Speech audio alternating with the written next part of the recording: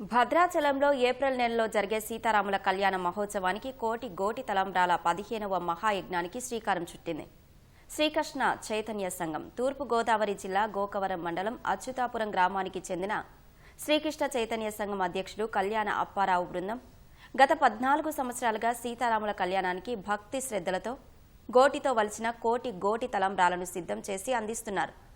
15వ గోటి తలంబ్రాల మహాయజ్ఞంలో భాగంగా వరి విత్తనాలను భద్రాచలం తీసుకువచ్చి సీతారాముల పాదాల ఎదుట పూజలు నిర్వహించారు. అనంతరం గోకవరం మండలం అచ్యుతాపురం గ్రామంలో స్వామివారికి కేటాయించిన ఎకరం పొలంలో రామనామస్మరణల మధ్య భక్తి శ్రద్ధలతో వరి విత్తనాలను నాటారు.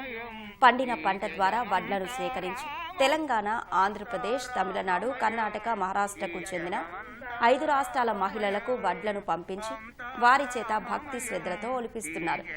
అనంతరం మహిళలు అంతా కలిసి ఏప్రిల్ నెలలో భద్రాచలంలో జరిగే సీతారాముల కళ్యాణానికి సమర్పిస్తున్నారు.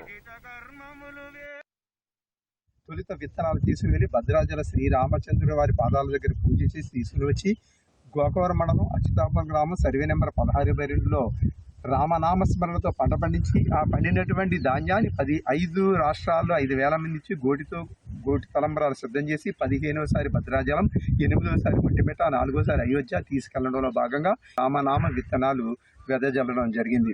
శ్రీరామ్ జై రామ్, జై జై రామ్, జై శ్రీరామ్. కోటి తలంబ్రాలుగా మేము 15 సంవత్సరాల మట్టి భద్రాచలం పంపిస్తూ ఉన్నాము.